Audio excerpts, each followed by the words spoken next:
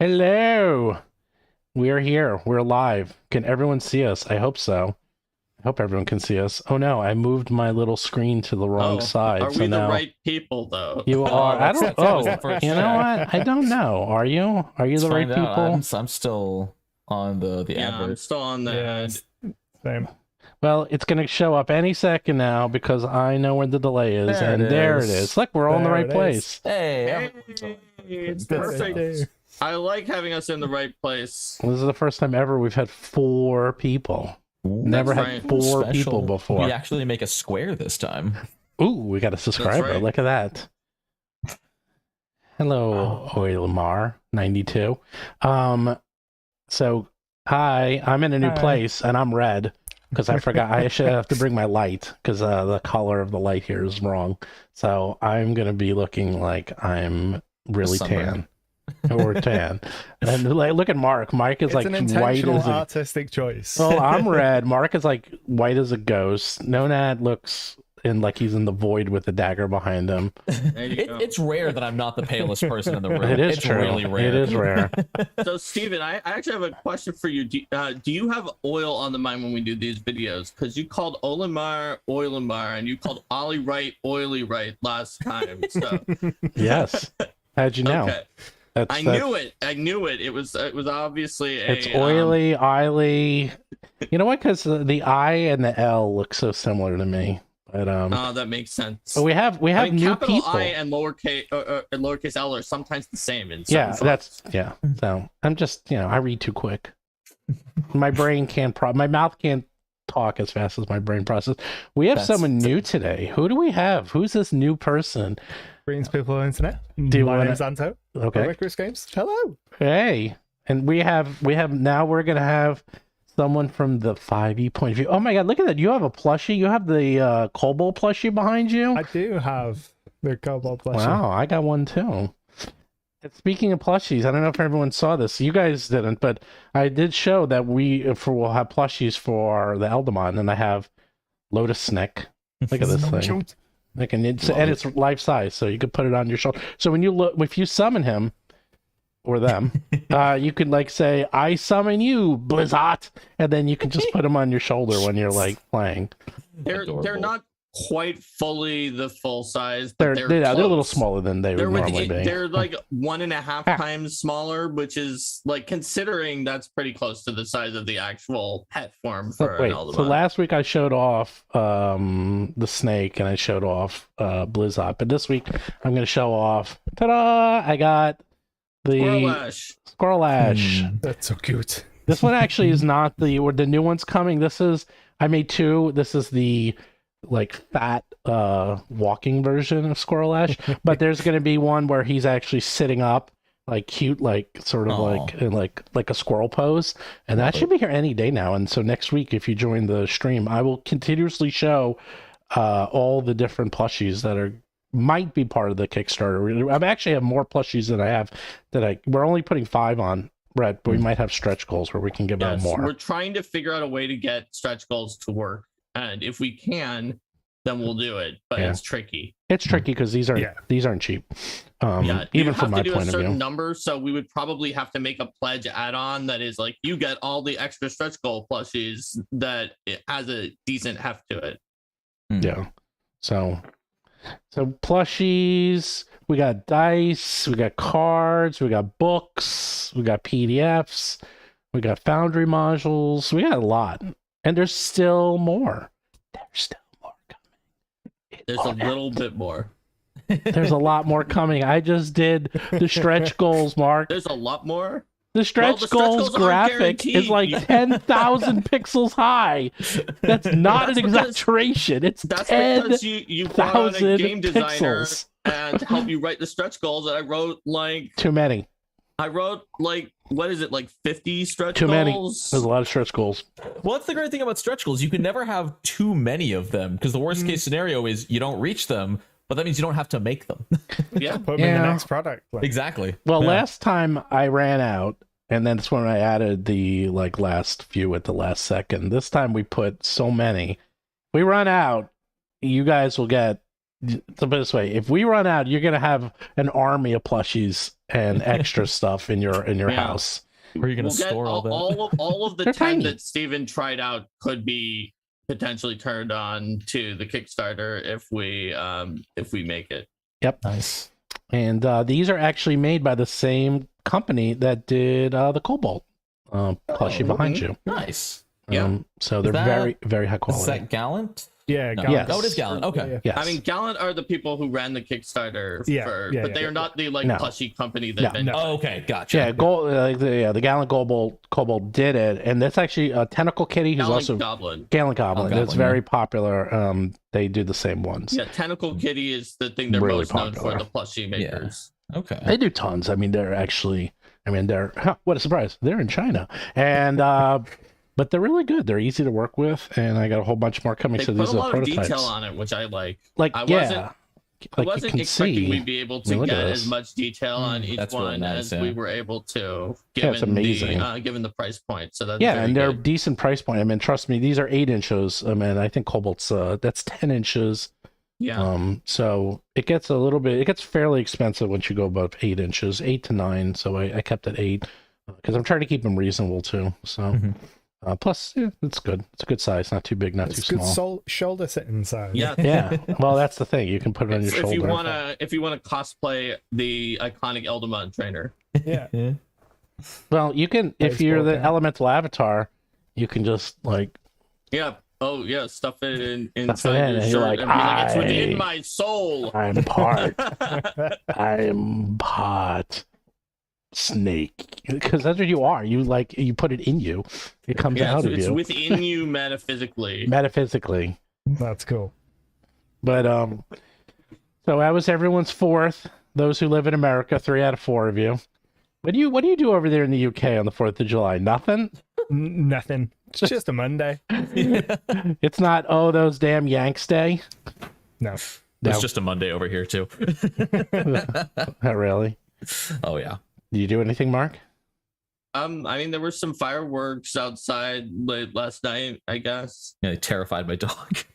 Yeah, no. yeah, that stinks. Oh no. Yeah. No, I mean, I took time off to like recharge, to get ready, because I don't think that we're gonna be able to stop at any time soon when it comes to the Kickstarter. Like this week, I've got stuff to finish off. Next week, I think I have like 3 or 4 interviews next week. It's just like the week that everybody's interviewing me for the Kickstarter, Nice. and it's just gonna keep getting wilder from there. So I basically took time to rest and be low key yesterday. Mhm. You know, I have not done an interview in like 3 months. I think the last one I'd had was with Logan Bonner on Book of the Dead. And I think it's just because I've learned that I hate giving interviews. Really? I so much more prefer like being on a stream and just naturally talking. Whenever I'm giving an interview, I always feel like rigid and awkward. Super formal, like. Yeah, I've interviewed you and Mark twice, Steven, and like I never get the intro right on the first take. It's always weird getting into it. It feels fake, I guess. Well, we're easy to interview because you just ask a question and you can like go take a nap and we'll just talk the whole time. And maybe that's the issue, because I like also talking. That is the issue. So just sitting there like, oh, okay, I'm just... We did an interview and I think the guy asked like 10 questions and got like 10 sentences in an hour and a half or something. So especially, and that was just Mark. I wasn't even on that one because Mark can talk too. So you got to hold your Well, own. that's just how it can go with interviews. So So different actually, people like different formats, and I'm Uh-huh. glad that there are a lot of different formats, because obviously, as we've seen, like some people like interviews, some people like sort of overviews, some people Mhm. like sort of just like reaction takes videos, and some people really dislike any of those kinds. I think we've seen the people who liked and disliked all of those formats recently, especially you, Brogan. Which one? that you've seen the people who both liked and disliked all the formats recently. Oh, I see people who like and dislike everything in the tabletop genre, and they make sure to tell me all about it. So, Dude, I get 5-paragraph long comments about how the monk shouldn't be a class. Like, I've heard it all. I love I love That the makes monk. sense. I love monks. Yeah. I think PF2 monk, and this is PF2 monk's my really not good. quite hot Fantastic. take, but I think it's one of the Logan did it, not me, so I'm not talking about my own work. But I think it is one of the best monks that has ever been done in any incarnation of these kind of monks, in terms of trying to get the almost impossible fantasy of an entire genre of film into one class, which is already very difficult. And I think that Logan did a great job on that. Yes, but especially over the last year, I've talked to a lot of people from actually different countries, especially people who are really interested in like the fighting cultures and mediums of their country.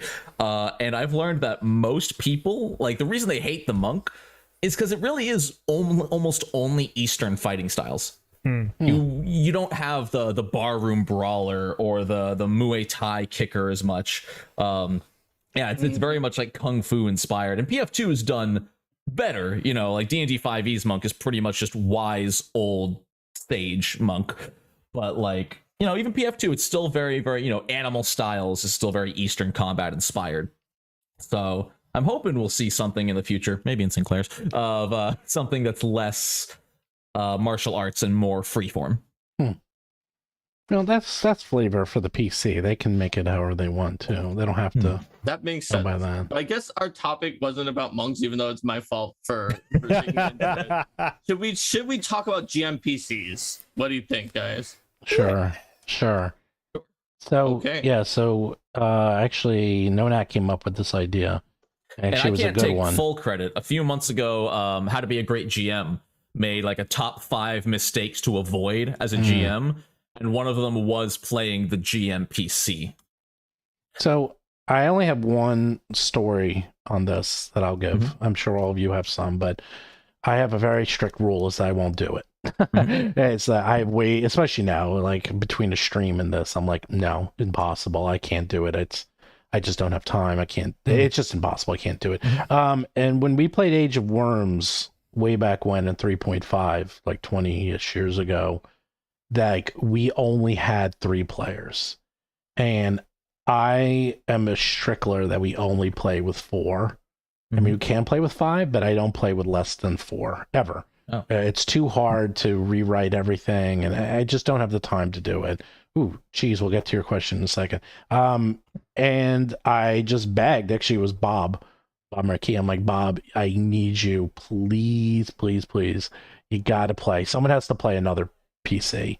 And he's like, fine. And he played a heel bot, and he called him Tordor, which I didn't realize at the time was Doctor backwards, but it was just, and he just made a heel bot, and it worked. I mean, he didn't love it, but he made him really simple, and that's all they did. And they just, like he had one of his quote main character, and then his backup Tordok, who he would just play and just sort of, and it was a bit awkward, him playing 2 characters and everyone else playing 1.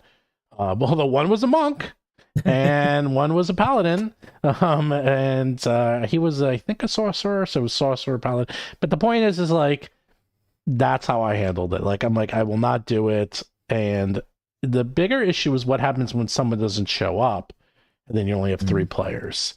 Then does the GM play that PC? Do you cancel for the night? Do you have another player play it? Do you bring someone in? My standby is it's a little different now because we play online, but I bring someone in. I actually have people play someone else's character, mostly people they trust or know or friends. And that's actually how Seth got into our actual play, is that Chris had to leave for a while, and they've been playing together since they were like 5. So Seth knew how to play like Chris, and it was to the point that we were creeped out. It was like, it was too much. Like, he literally was Chris. It was beyond creepy. Like, I thought Chris was at the table with Seth's voice. It was like unbelievable. And then Seth wanted to join, so I made Dead Sons 5 players, because when Chris came back, we had so much fun, and that was okay, because Dead Sons was pretty tough. It's easier to make things harder than I think it is to make things easier. So that's my take. Well, especially since if you have a small number of players, the percentage of the parties forces that Correct. are out of commission if you knock someone out Right. from the top. Right. Yeah. Right. So, So you that- have that's less how I margin do for it. error as well. So Yeah. my take is don't do it. I won't do it. I'll never do it. I'll force my players to play, a second player PC, or if someone's out for the night, we'll either cancel or get someone else in, and that's that. Just because. So let's do Cheese of Ages as super chat then, Yes. since it's a sort of a counter example Mhm. to you, Stephen. Mhm. Cheese of Ages says, I have a 3-player group, so often run an NPC to fill in something they lack and also have chances to find more to talk to or swap in. All fleshed out with optional side stories. My players feel it makes the world more alive. That's what Cheese of Ages says. No, he disagrees with you on that. Well, it's not that he Steven. disagrees. He's playing an NPC. I'm That's not what a playing. GMPC is. Well, let's talk about that. Yeah, okay. So, That's so different. this is where a lot of the controversy around it does come in, is the specific definition people are using. See, I love playing a GMPC, but there's a lot of things to it. And also, my GMPC is not a PC. You know, my character is not as important as the players. Back in when we played first edition about 5 years ago, it was only a 3-person party, which again, pretty hard to balance around that. And they didn't have any healer, especially back in first edition. They did not have a cleric, so 2 hits, you're dead. They met with an alchemist's apprentice who wanted to leave town, and they're like, come with us. And he's like, okay. And so it naturally happened, and I never gave them a character sheet. They had very rough stats that I kept in the back of my mind. And they traveled with the party for probably 15-20 sessions. And they were there if the party needed them. They would sometimes pipe in if there was something plot relevant, or if the players got super off track, I could use him as a tool to sort of point them in the right direction. But he never took spotlight from the players. So similar to what she said, where it helps flesh out the world a little bit more, give some side opportunities, and just a permanent NPC the players can talk to in the party is incredibly helpful, and can honestly sometimes spurn roleplay, because some players find it a little difficult to start conversations just to each other. Having the GM involved with an NPC of sorts can help facilitate that. Yeah, 100%. I have used GMPCs in that sense loads of times. I fairly frequently have situations where the players take on a task bigger than just themselves, so they'll have a unit of NPCs that they can kind of cherry pick and make an Avengers style squad to go and do a mission. And I always run them as, these people are here to help you, but you are broadly going to decide what they do in combat. So if you have a healer if you have a cleric with you, you're going to broadly decide, do you want them on the offensive or the defensive this turn? Interesting. And then I will maneuver around the board and take their turn, but will take instruction from the group and kind of have the group play more commanding roles. And they have, squires or lower ranking soldiers, or just less experienced friends with them along as NPCs that they can kind of give direction to. So they are still the stars of the show. What about you, Mark? Yeah. Also, I'll be right back. You won't believe my mouse, the battery's died. So now my mouse doesn't work. I believe it. I've never seen that happen live. I'll be right back.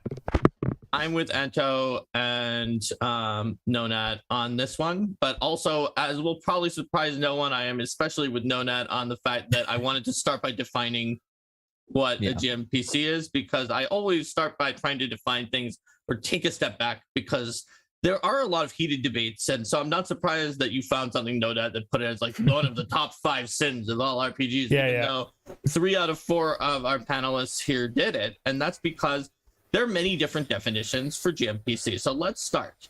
The definition that I think Anto, Nonat, and I use is basically, it's any character that's going along with the party that is played by the GM and is generally around, like, is a member of the adventuring group, whether they're a junior member or not. I think that most people, but maybe not all, agree that that can be good in the right circumstances. Then definition 2 is the GM has made their own player character that is basically a player character equivalent to the other ones, and they're using their best ability to ignore metagame knowledge to not metagame it, even though they're also the GM. So that one gets fraught because of the fact that it's hard to avoid metagaming or favoritism for yourself.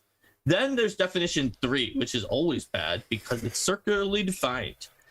In this definition, the GMPC is the sin of game masters who are creating a Mary Sue for themselves that is going to outshine the PCs, the other PCs, and be the real person who's doing things that everyone else is just sort of coming along as like cohorts for the power fantasy of the GM. And by that definition of GMPC, which some people use as the definition for GMPC, it is one of the top 5 sins. Absolutely agreed. if that's what you think it is. But it doesn't have to be that if you're a skilled game master and you can use it wisely. So like Anto and Nonat, I have definitely used it. I have used it a lot in my campaigns. In Jade Regent, the adventure path that I ran for in Pathfinder 1st edition, I had created my own version of the relationship rules in Jade Regent, and once the PCs had a character up to a certain level, they could like solicit them to come along with them when they were going out into a dungeon if they wanted to. And the PCs decided who they were going to bring each time, and they tried to be strategic based on which of the players was there that session, because they have a giant caravan in that AP and they're traveling. So that way, when players were missing, Steven asked, what do you do? Well, the ones who were missing stayed with the caravan, just like the NPCs they didn't choose to bring. And they would bring NPCs to fill in their niche, or they'd look at the dungeon and be like, oh, that flying harpy archer is a good choice at this point. Let's bring her for this one. So they all had their own different personalities. A lot of them, like Anto described, were kind of just more like, you tell me what to do. But the harpy archer was like a major prima donna, and she would but they brought her anyway. She was chaotic evil harpy who the party liked, and got to join their group, and demanded people like praise her a lot for everything she did. And she definitely tried to like kill steal or like take the glory, and they knew that I didn't do that with any of the other characters, but I did it with the harpy because that was her personality and they were amused by it, so they would bring her sometimes. So you need to know your group too, because some people would have just been so mad that they would kill that harpy, although they would have also not recruited that harpy. Exactly, it was the player's choice to bring the harpy along. And that's a big thing that's happened with all of my GM PCs is the party always chose to bring them along. I was never like, okay, this guy's joining you. Like, the only time that'll happen is if they're being like led by someone through a dangerous area by like a guide, then the guide will be like, maybe you should come with me. But no, most of the time it's always, the party effectively adopts a person into their group. Yeah. Right. Yeah. I also have very rarely had one that was like almost mandatory, and like you know, Nat, it was a scholar who was kind of like knew a lot about really weird stuff. It was a sort of very low magic setting, and this scholar actually knew some stuff about magic, which the PCs just didn't in their backstories or their builds. So that the character was sort of an info dump character that would just, oh, I'll give you this information now. But it was like literally had almost no combat abilities, that particular one that was mandatory. Those are fun ones to play, honestly. Yeah. She could help them if they were like, how can we deal with this? She'd be like, oh, maybe try this or this to help you with this weird situation. And the PCs would do it. That's called cheating. That's called cheating, Steven? Yes.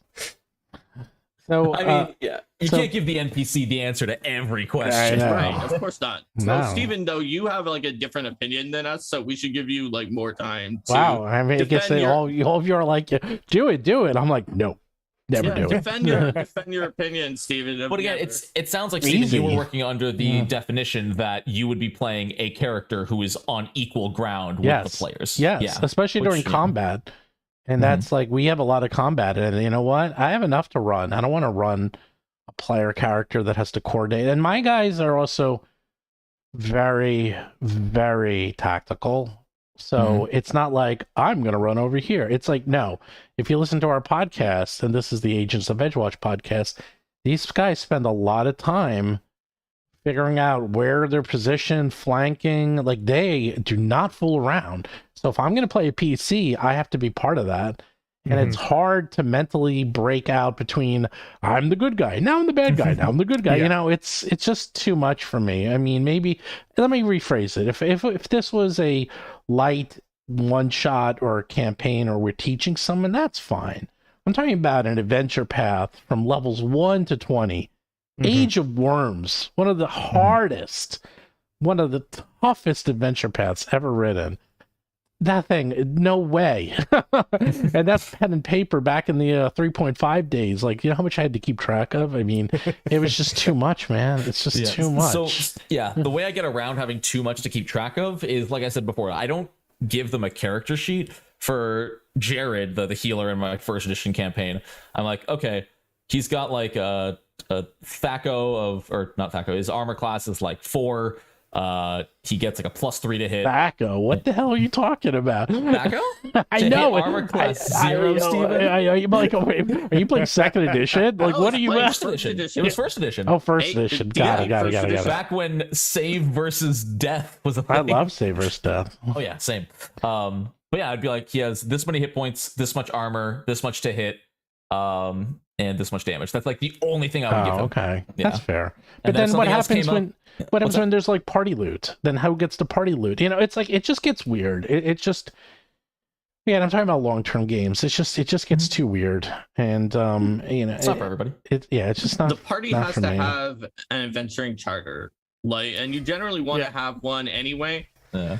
So like it's different in different groups. In that Jade Region group, whoever came got a share of the treasure on that particular time. That's just how they did it. Yeah. My Rise of the Rune Lords group, oh my gosh, their charter was horrible, and they were not nice people.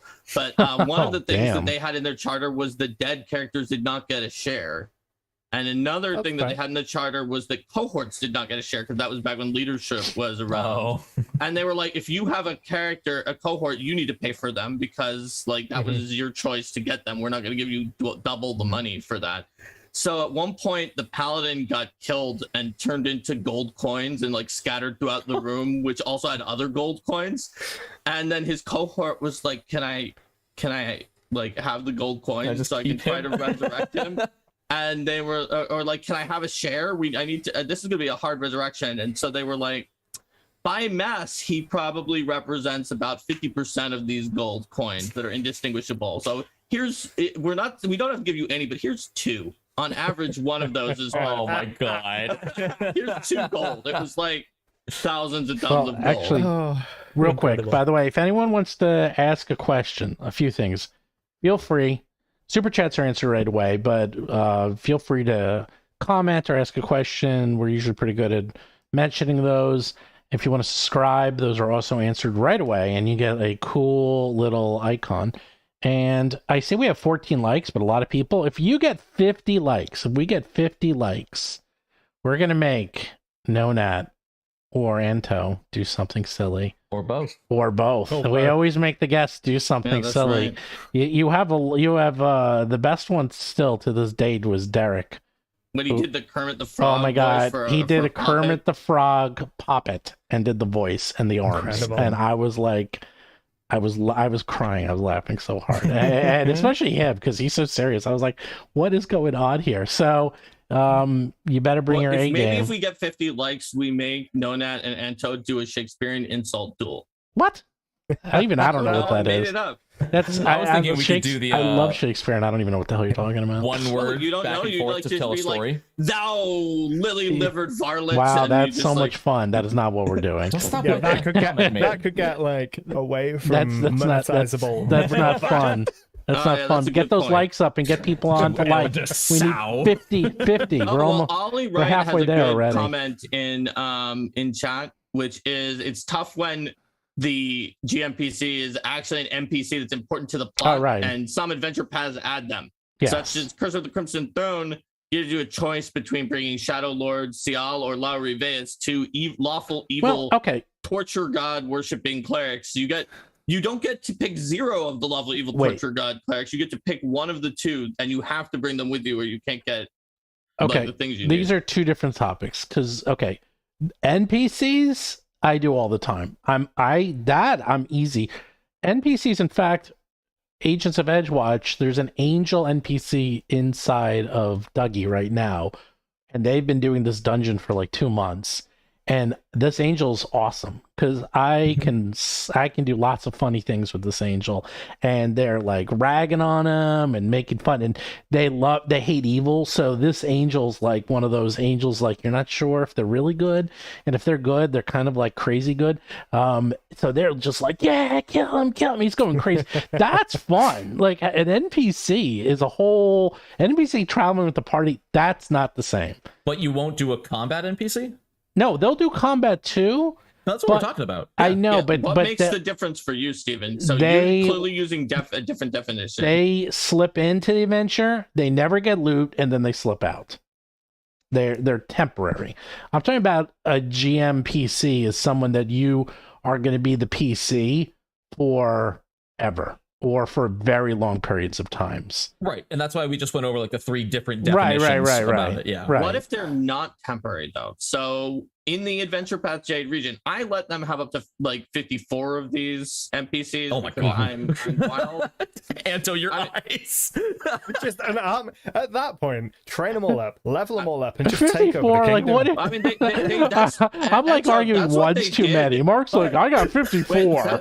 And then it started to get a little out of hand. That's the end of the Adventure Path, and I didn't let them bring the 54 to the actual fight with the leaders because they were sieging a city with the rest of their 54. No. But there are 4 core ones that they start with in the beginning, and a bunch more that are suggested that join that are in the back of the AP that are just like they're here and they're with the party the entire time. One of them is actually even a former PC of James Jacobs, someone who's at Paizo. So if anyone is a PC insert, it's literally someone's former PC. And she's the one who becomes the Empress, not the players at the end of the Adventure Path. So how does that not qualify for that, Steven? They're with you the entire time. You can bring them into combat or not, depending on if the players want to, but you could have them in every combat.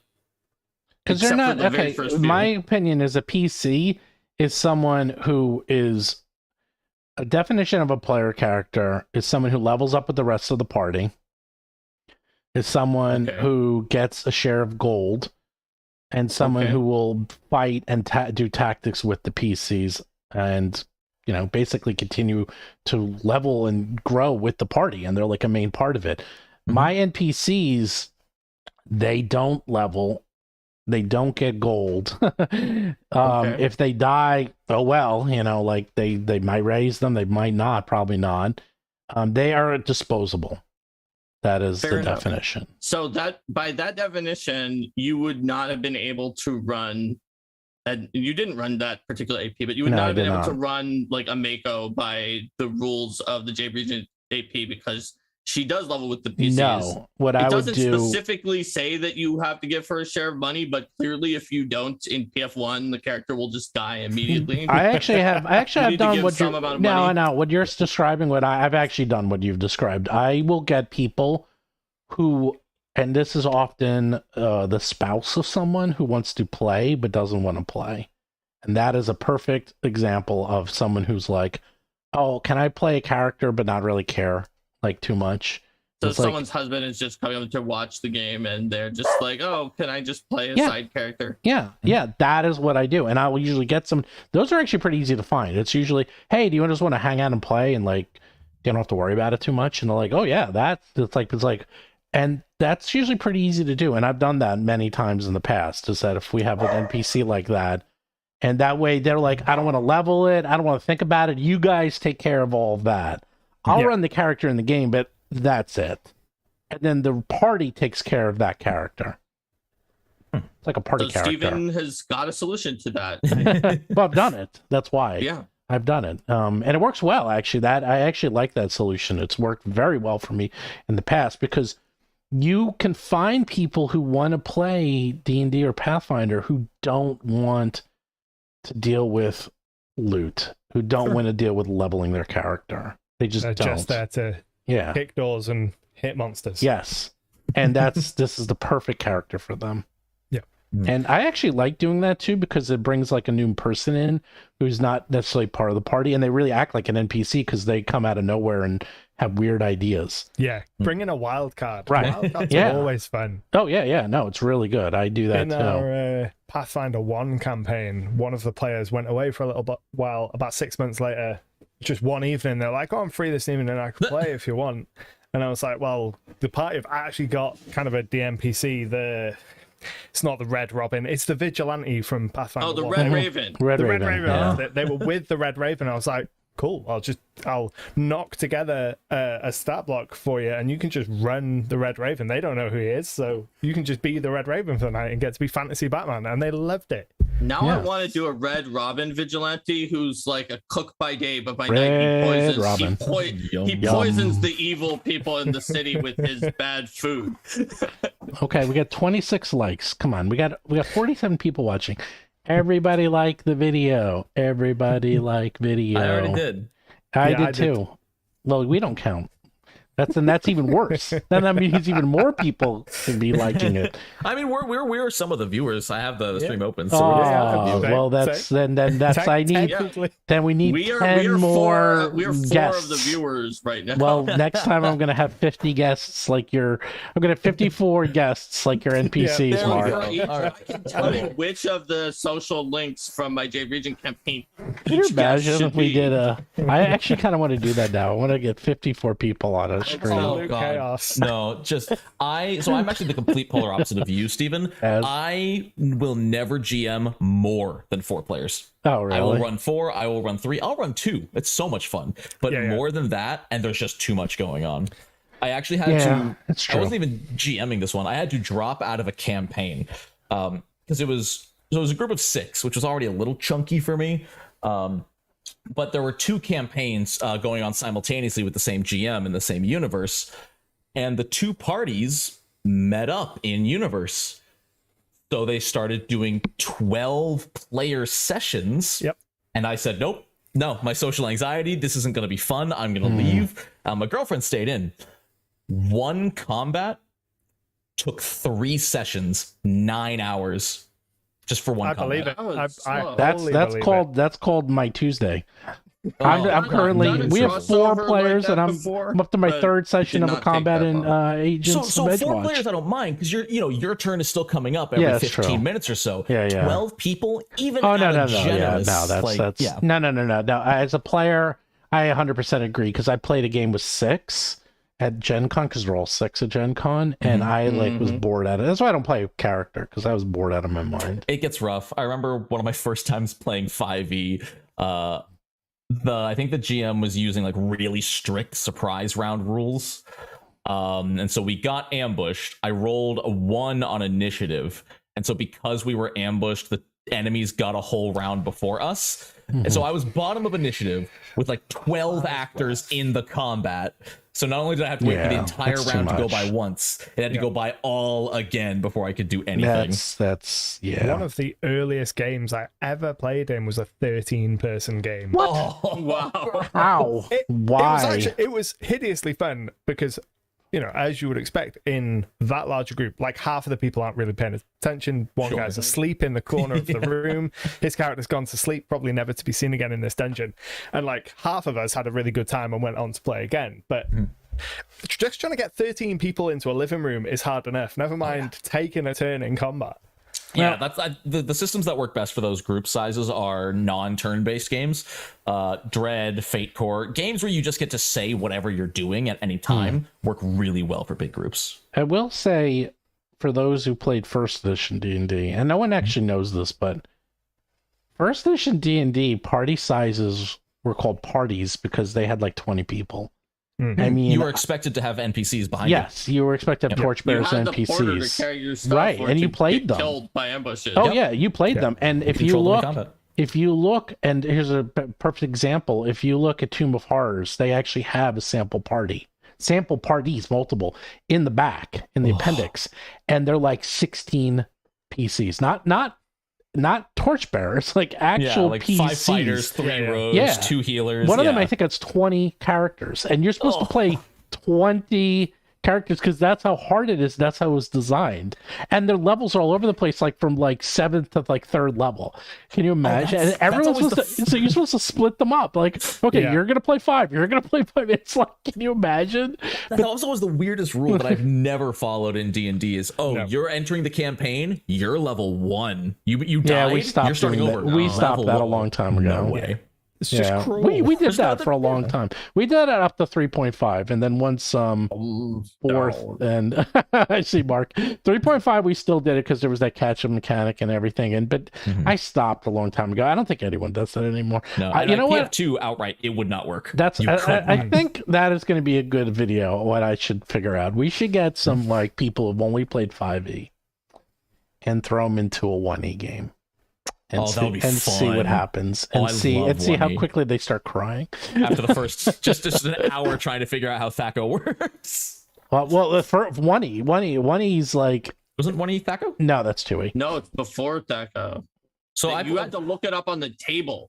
Yeah. So what was the parallel D&D? Is it like Black Box or something?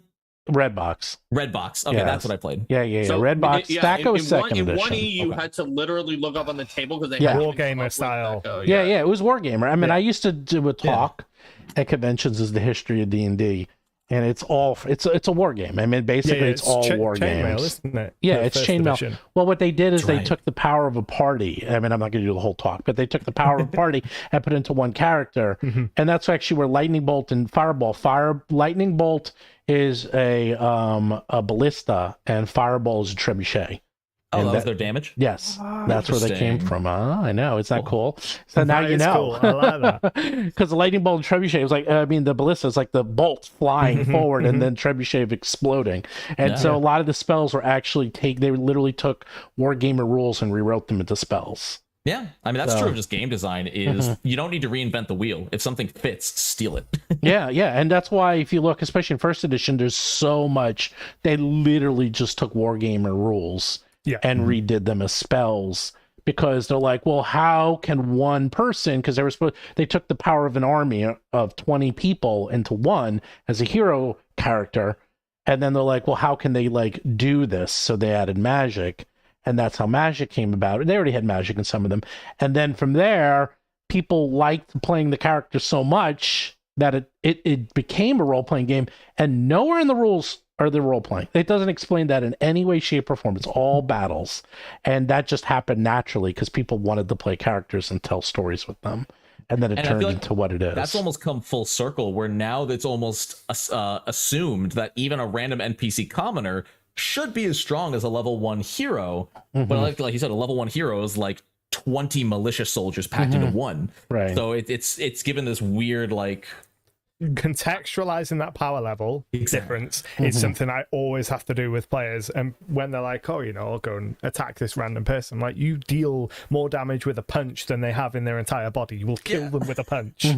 Like, you can't just do I mean, you can do that, but who are you playing with? It's like, I'm just walking into town and I'm punching random people to death. Like, what type of games are you running? It does lead to those weird inconsistencies. I just watched a video on fall damage in 5e, which is like 1d6 per 10 feet. And 10-foot fall 50% of the time is going to kill a commoner. Well, that would kill you. I hate to break it to you. 10-foot fall? No, because remember, you're not just free falling. Even jumping down 10 feet deals 1. Yeah, that's where the you don't want to jump comes from. you don't want to jump 10 feet. Trust me. Like, if you were walking up on a 10-foot ledge and you fell, good chance that'll do serious damage. But if you jumped and took the intentional, you're probably a little bit less, but it doesn't. Right. I mean, you don't want to fall. Those two things. You don't want to fall. Even if you free fall, I feel like unless you land on your neck, you will get battered and beaten, but you're not gonna die. Oh my god, Right, 50. You don't want to find out. Let's do it that way. Let's not. I'm on the third floor. Let's go. You do not want to test this. We got it right there. Well, oh my god. You should be okay. Like, one of the people who played in our group in college, he was on the 3rd floor, and his dorm room window looked right out on like the pathway that you could just walk to class, but the stairs were on the opposite side of the dorm. And he did not like that because he would have to walk for like 5 extra minutes to get all the way to the stairs and then all the way out. So he would always go to class pretty much by just dropping down out of his 3rd-story window. Well, he's in And college. He That's was a whole fine other. every time. Yes. But one time, the problem was that I think the housemasters were like just beneath him. And so one time they saw like a body dropping down past their window, and they thought something really bad had happened, so they told him not to do it. And he never got injured doing that every day, but then he was like, he unintentionally took like a little spill over like a few inches. That was not the 3rd floor thing, and he got his entire leg was in a cast. Oh. So when we saw him, we were like, "Is that from dropping down every day on the 3rd floor?" Like, no, it was That's what he there was, told like, a you. crack in the ground. That's what he told you. He was too embarrassed. Knowing how to fall is most of it. You know, there are people who can jump 20 feet in the air and be fine. Well, those are called the PCs. Yeah. Those would be the PCs. Right. The commoners would be me stepping off my front doorstep and going. That's Right. That's the kind of death that haunts my dreams. Is like nothing, no big story, nothing to really be like, oh, about. Like, no, he tripped off the 2nd stair and it was over. 37 likes. Oh, we're so close. Stood up a bit weird. We need more I'm gonna likes. take my Everybody my like. annual bathroom break during mid stream. Nonat, who always has to go to the bathroom. He can never sit for an entire stream ever. It's a tradition. It is a tradition. Yeah. Tradition. It is tradition. Now we have Anto all by ourselves. So while we are in a little break, you just started playing Pathfinder 2nd Edition for the first I've time? not started playing yet, but I've been reading you've been through reading it a whole it. bunch. So I'm in the middle of a 5th edition campaign that plays weekly. We're like level 15, so I can see the end. The end is in sight. We're barreling towards kind of the end game. So I'm thinking, obviously, as the GM for the next campaign. So I've started reading through Pathfinder 2nd edition. Immediately was like, this ticks all my boxes for things that have been annoying me about 5th edition. So we're definitely going to play this for the next campaign. Wow, if you want a really good campaign that is very easy and fun, I can recommend the Jewel of the Indigo Isles, written by myself, as well as several other people. Write it. You just I designed it. You did everything else. I did everything else. Everything else.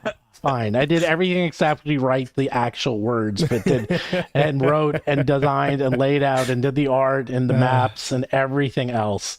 But it is it is Pixar with Indiana Jones and Guardians of the Galaxy, where you basically are looking for it starts off right away with that you get half a treasure map and you have to find the other half.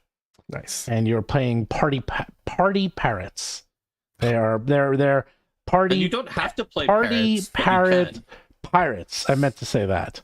So they're parrots and they're party pirates who are pirates, but they're like Caribbean, like Caribbean pirates. They're not like evil pirates. They're like, this is fun. Let's have parties and stuff. You mean like the romantic ideal Yes. of the pirate, not the crushing reality. Yeah, there's some exploration of the idea that some people in the setting don't like the fact that there's a romanticization of piracy with people calling themselves pirates, because there are also evil pirates around and they use it as cover. And you have to deal with that a little bit in there, but there's real pirates. There's like a real pirate area. There's like the real pirate area, and then there's everyone else. So like, no, those poses, they're not pirates. We're pirates, and so there's a whole aspect of that. But it's I will happily, if you're gonna GM it, give you the adventure to read. It has new ancestries, everything. That's cool. Does it go to 11, Mark? It goes to level 11, and just in general, where other APs would be like, can we give this advice to the GM? No, there's not enough pages. The GM can figure it out. This is the only one where just more and more pages were added until it is extremely long. Well, the third adventure, an average adventure for Pathfinder, I think it's 42,000 words. And the last adventure, or is it like 35 for the adventure part of it? No, I think it's 42 for the adventure part. I think it's 32 or 34 for Starfinder. It's around that. Oh, okay. It's around that. For ours, it was 92,000 words. And that's just for the part 3. That's one of the things I think that's attracting me most to Pathfinder 2nd Edition in general, is I like having clarity when I need clarity. There's this one, we have sections on like what happens if the party loses. Like I have whole sections, lots actually. Like I think that is such an important thing to those kind of considerations in adventure design. Like, what happens if you lose? Yep. What we have that everywhere. What happens when you win beyond just here is your loot? Yep. How does the world change? Where do you take the players from here? This adventure, oh boy, Mark knows. It's all tied together. So everything that happens like in the first, and it all happens. It's one huge. It's not like, oh, you go from level 1 to 10. No, it's level 1 to 10, and everything's tied together. And everything, the things that happen in the first adventure can affect the last adventure. And people adventure design as a whole is something we've been talking about a lot at Don't do Sinclair's. Oh, it's too late. We're already started. It's too hard. It's so hard. But the more we've looked at it, the more we realize there's so much room to innovate and improve on the templates of adventure design. You know, Paizo's adventures, I like to think, are still like a little bit more informative and higher quality than D&D 5e's. But there's still so much better that can be done. And a big thing that a big issue that a lot of adventures have, and I don't know if this will apply to yours at all or not, is that every adventure is trying to be written to appeal to every table. No. When I don't think that needs to be the case. No. You know, not every adventure needs to be playable by every group in the world. Yeah. You know? No, mine's very much, and we're going to write this in the intro, Mark. By the way, we're going to write this for the intro. Is that, no, it's that it is very much I'm calling it, it's not a path, I'm calling it a roller coaster. And I've said this in the past, is that this is designed using movie mechanics and methodology, in that you are going from set piece to set piece and adventure to adventure. There are towns to explore and ways to go off the path that is not designed for that. If you want to take the world, like we give you a very big world and you can have your own thing, this is not an adventure you need to rewrite. If you want to, feel free. It is very tight. It is very much designed to go from each point and ramps up and goes from quite easy actually on purpose to pretty tough and then insane by the end, like beyond insane by the end. And that is the adventure. You know, this is an adventure that is designed to take you on a path, a roller coaster, like a movie. Like you are literally just something that you want to see to the end because everything's connected. Strangely, you actually can start in the middle. I mean, you could even start later if you wanted to and just be told what happened before, but you get the most enjoyment by going from beginning to end. But that's like something my guys have said. I mean, now we're off topic a little bit. Most adventure paths, especially the Paizo ones, are designed like this. Like they're designed to tell a story from beginning to end. And you can go off the path and change things, but you won't, you know, to suit your group, but there's like a main storyline or you want to stay within. You know, it's very different than the D&D ones, which I'm like, I've watched every video I can find on, before I did this, on like reviewing D&D adventure paths, and they're like, okay, this is how much this one you need to rewrite. Like every single one you have to rewrite. Every single one. And they're just like, how much do you need to rewrite it is the question. I'm like, really? Yeah. So something we're doing in Sinclair is when we do an adventure, I don't even know if I'm supposed to talk about this, but I will. Is secret sauce.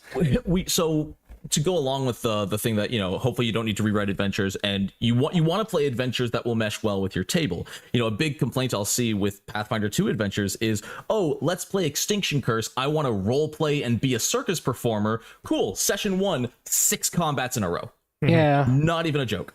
So what we're going to start implementing into our books is on the spine, there is going to be a symbol. And on the inside cover of every single adventure, there's going to be a little table that explains like what each symbol means. So if it is like a min-max war game, incredibly difficult one, it might have a skull. If it's a casual RP adventure with some light combat, none of it's going to be super difficult. It might be like a backpack symbol.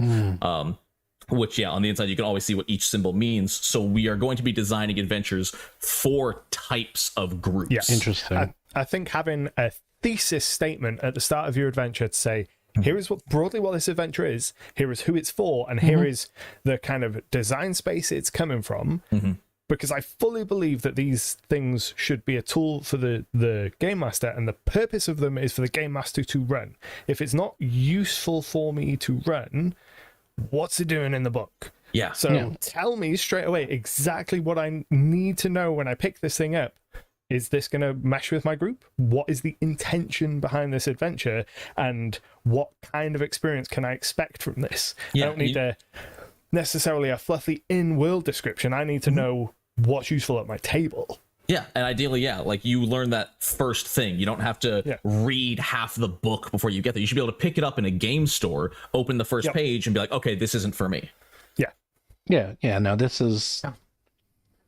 Yep, that's you're pretty much what I did. Topic about how to design adventures so that people know whether they should pick them or not. Which that's squirreled a whole into. I don't know. We squirreled into that, but you know what? Topic, you know what? Let's switch topics and talk. Should real we talk quick about like the ancestry? Let's talk about the ancestry. Hey, look, I switched, and so every week in our year of monsters, we have revealed a new ancestry in our weekly newsletter, and this week we revealed one of my new favorites because I love oozes. I'm gonna sing my song. I love oozes. Oozes are great.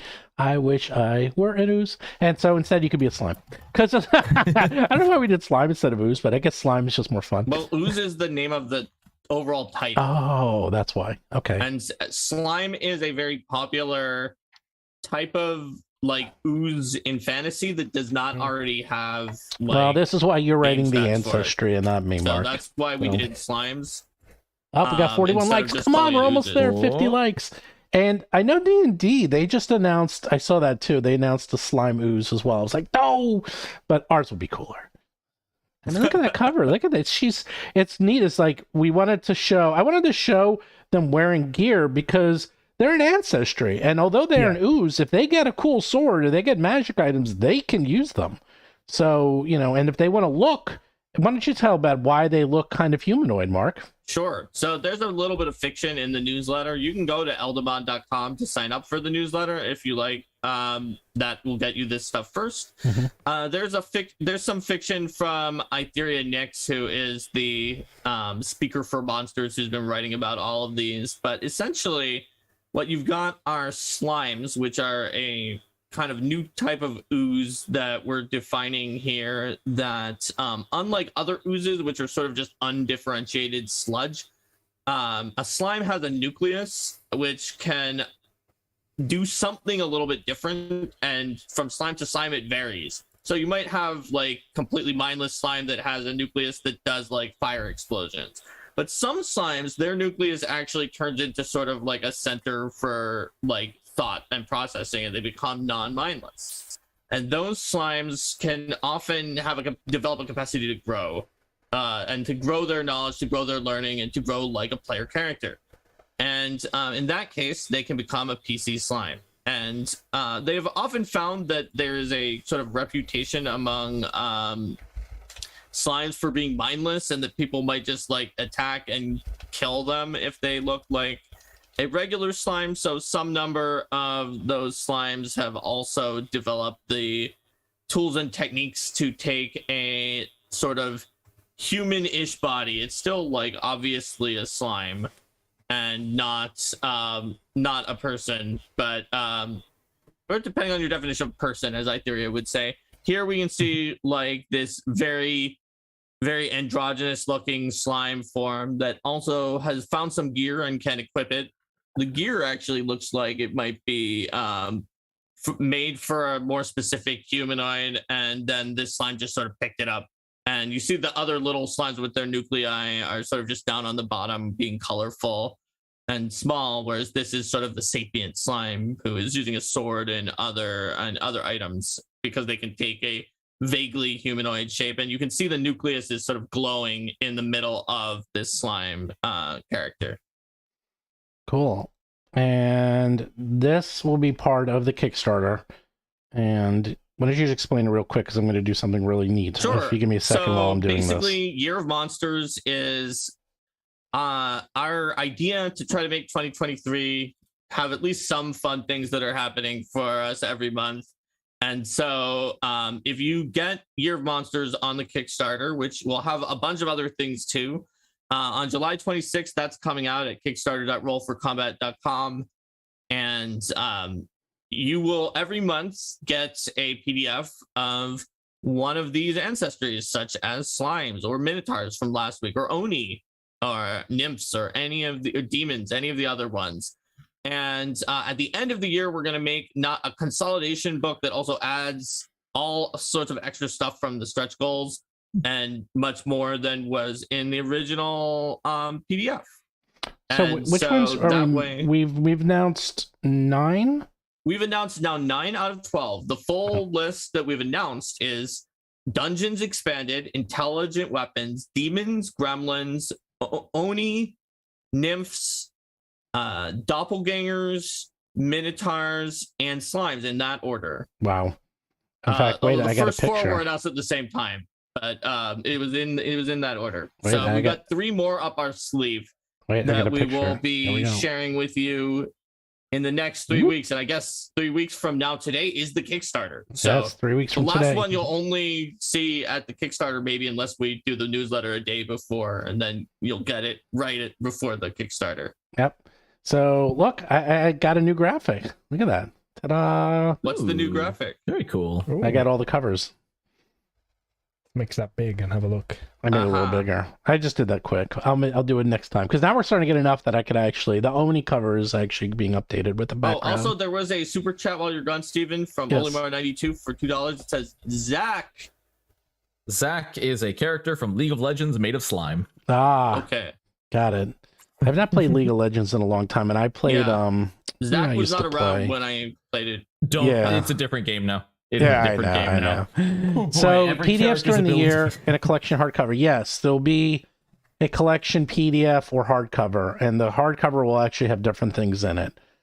Yes, that's where we're going to be adding in, because we've announced that there will be stretch goals to super size or super duper size, or even add other things into the mix for these ancestries. Like when we supersize them, it's mostly going to be adding like more heritages, more lore, more feats and information. But Mhm. I will spoil slightly that we're also willing to put in things such as like a doppelborn versatile heritage into the doppelganger as one of our Mhm. stretch goals. So when we add these extras, those are probably going to appear in the final hardcover, but not in the monthly PDF releases. So it'll have much more than the originals do, and you can get that final one in PDF or with a hard copy. Yep. You can choose when you're pledging. Yep, and that will be every month throughout 2023. You'll Yes. get one And of I these. didn't mention, but you get a Foundry module. Yes. You download it once, it will automatically update with the new ancestry each month Yep. when it gets released. Yep. Just bang, you've got it. And it's for 5e too.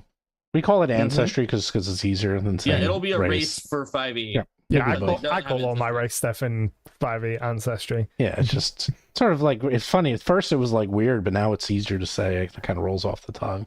Kind of like saying roll for combat instead of roll for initiative. It seems weird at first, but after you do it a couple times, you're like, wow, that's Does to feel good. this feels I'm good. It still feels a only lot going to better. do it if there's an actual combat. Oh my Steven. god. Well, when else would you roll for initiative? The social initiative. Yeah, Okay. and you had a hazard that one time, and I had you roll for initiative, and it was not a combat; it was a You're hazard. fighting the hazard. I mean, you were disabling it by like Fighting using it. intimidation, and Grr. some people use Oh diplomacy. my god. You're not lawful good, you're lawful annoying, Mark. How many? Oh, 46 lights. Oh, we're so close. 4 more We are lights. And close. To, no, what are we gonna make them and- do if we get I to don't 50 know. likes? I don't know. I don't know. We'll figure something out. I'm usually good at figuring something out. So GM PCs. What do people think? I'm actually curious about the audience because we got a whole bunch of people watching. Do you play a PC if you're a GM, or do you let your GMs play PCs? Because this is a whole other topic. When you're talking about player charter, for the Mhm. first time ever, I've actually never had this happen. Is the other day we had to do the old-fashioned roll-off, the World of Warcraft roll-off, because they loot? both needed it. Yeah. And I was like, and it was a greater cloak of elven kind, which is really good.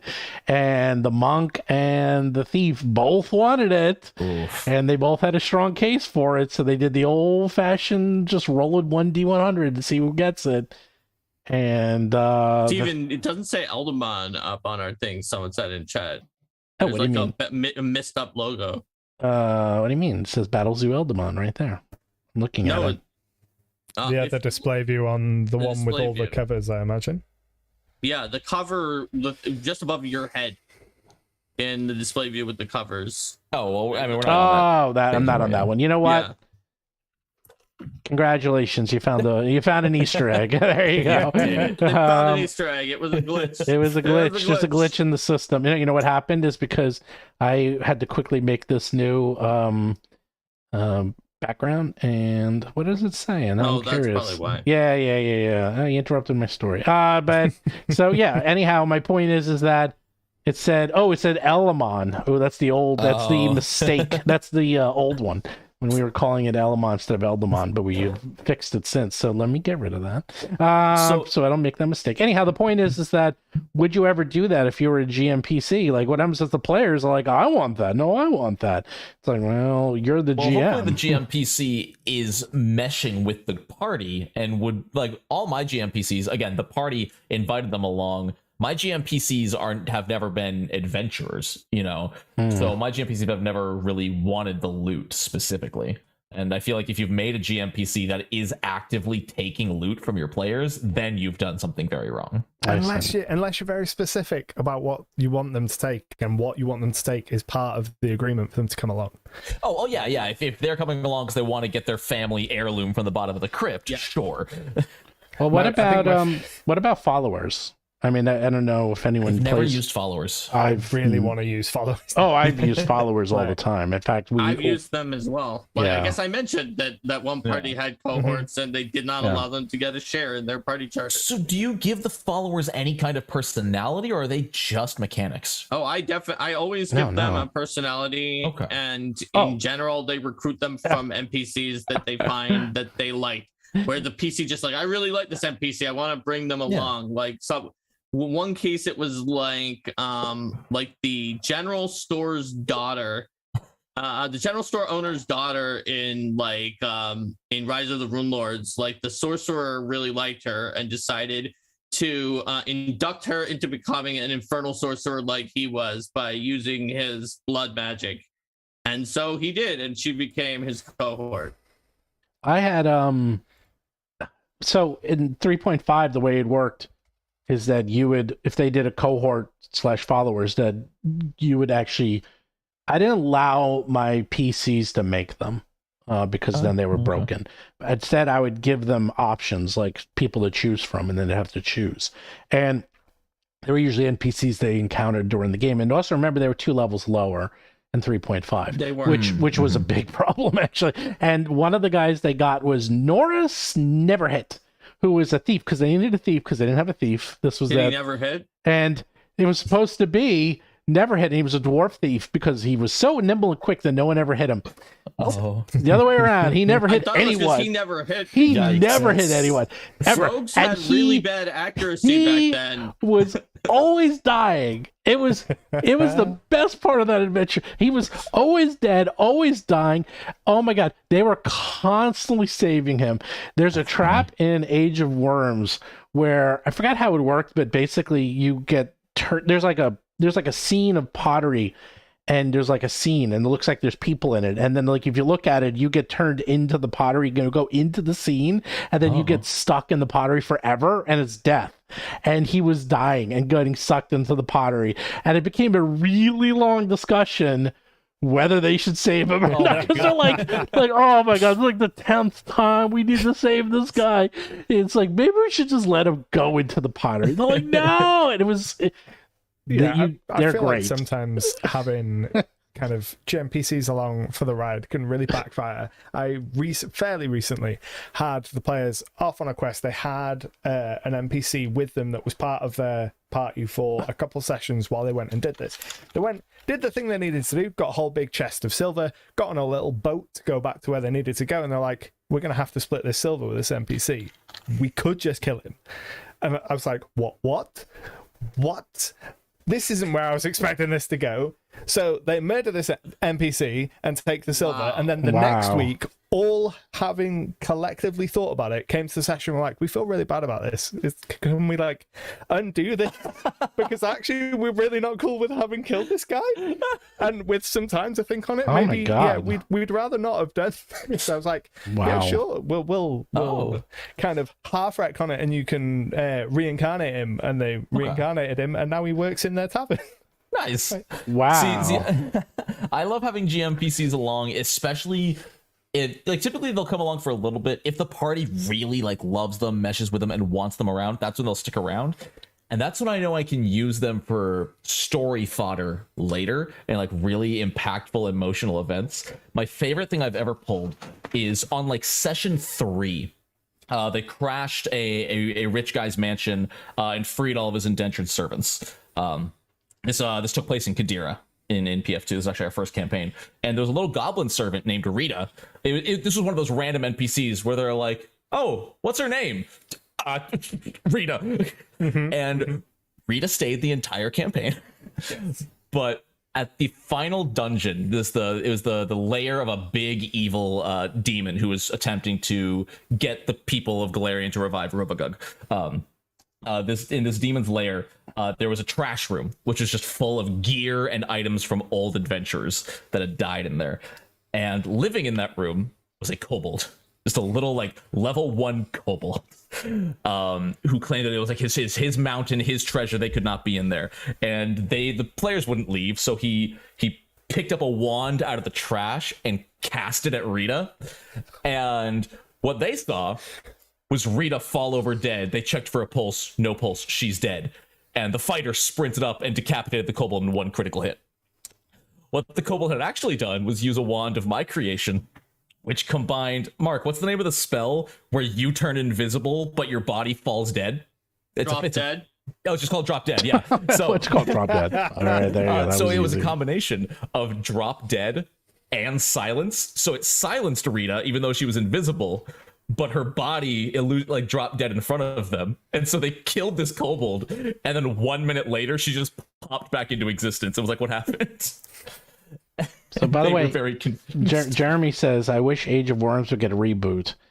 Sounds like an amazing adventure. I have interviewed Eric Mona many times because he was in charge of that adventure, and he threw everything he ever thought would be really cool ever into that adventure because he thought it would be the last one. So he went for broke, and let me tell you, that is probably the best adventure path I've ever read or run. It also has the best first, which he wrote, actually Eric Mona wrote the first level dungeon. Many people consider one of the greatest first level dungeons, introductory dungeons ever made.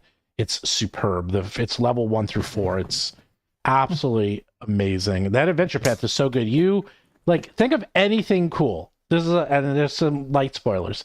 Doppelgangers. Do you get to become a doppelganger? Yes. Rod of 7 parts? Yes. Fight a god? Yes. Meet Draco Lich? The Draco Lich? Yes. Hang out with Tiamat? Sure. Hang out with Tensor and have him just do cool stuff with you? Sure. Name it. Name the coolest things possible. Cool. And the coolest thing about the Rod of 7 parts is you find part 6 and there's a demon who has part 7 and then he starts hunting you down. Because he wants that part. Yeah. And then you're like, uh-oh. And that's when you go to Tensor. And you're like, Tensor, can you hold on to this for us? Because we're going to get killed if we hold this thing for much longer. And he's like, sure. And you fight in the arena games in the city of Greyhawk. Nice. Dude, this is it, man. This is Hand of Vecna. Steven, Age of Worms. Hand of Vecna, yes. Age of Worms or Jewel of the Indigo Isles. I tried to make mine just as good. I tried. That was my goal. I looked at it. I mean, it's hard because they put in everything cool. Like, I mean, come on, Hand of Vecna, for God's sakes. It's like everything you can imagine is in this thing. It's a nuts. Plus it goes from levels 1 through 20, and it actually goes to like 21, 22, and it's 12 parts. 12 parts. And the funny thing is, Eric said he was originally wrote it for 20 parts, and each adventure was going to be one level. Can you imagine? Oh my word. Mark, that's our next adventure path. 20 parts, level 1 through 20. You want 20 parts, Steven? Yeah. Really? Well, I mean, you're the one who's going to have to lay it out. I'll tell you, this one feels like 20 parts because it's going to be like 500 pages when it's done. So I will say, hunting down players with a higher level NPC is a great way to motivate them to keep moving. I've had a big NPC hunt the player party in a few different campaigns, and those are some of the most productive sessions ever, because they're like, we can't just sit here, we can't just long rest after every combat, we have to move. It's just finishing thought is I think there were a group of level 2s being hunted by a Doulahan. Nice. In Pathfinder 2, so yeah. I had one of my GM NPC stories resulted in the players being hunted. So one week, several of the players couldn't make it. There was only 2 of them, and they wanted to go and assault this enemy fortress. And they're like, I reckon we can probably still do it with just the 2 of us. We don't need the help of, the army that's been offered to us. We're 2, level 15, 16, 17 Pathfinder 1 NPCs. We can go and just absolutely decimate this fortress. And about halfway there, they started having second thoughts, and one of them was like, well, maybe we should summon something to help us out. So they summoned an Erinyes and signed a contract with her to be like, you help us and you'll get whatever you want in return. They absolutely... That's a great idea. Yeah. They absolutely decimated the fortress. Everything was fine. When it came to do their final assault, like level 20, they were like, well, we can summon the Erinyes again. She was so helpful last time. And in doing so, about halfway through, one of them got dominated, attacked the Erinyes, which broke the contract and meant that the Infernal Court of Hell was now, had a warrant out for their arrest. Oh, so, okay, once we finish doing this, saving the world business, we've got, the hell lawyers coming for us. I have a story about it, Erinyes, GMPC, that'll bring it back to Steven when he was talking about having a player play them sometimes, is the most hilarious thing, because this player made a deal with Bel, the Lord of the First Layer of Hell in D&D. And he was going against demons. He knew that Bel, it's said in the lore, is likely to make deals that he's not even necessarily going to screw you over if you're going to help him fight demons, because his gates are just always being assaulted by demons. So the player was like, hey, party, we're having a really hard thing against demons. Let's make a deal with Bel. That sounds like a good idea.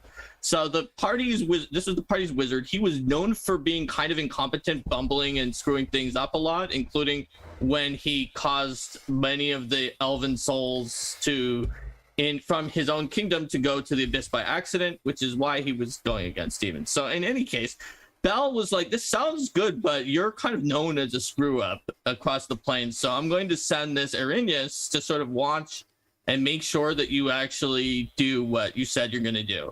And so I was playing her, and she actually did not betray the party or do anything untoward for a while. And then at one point, the party wizard just decided that he was going to try to fight an ancient red dragon by himself. As wizards want to do.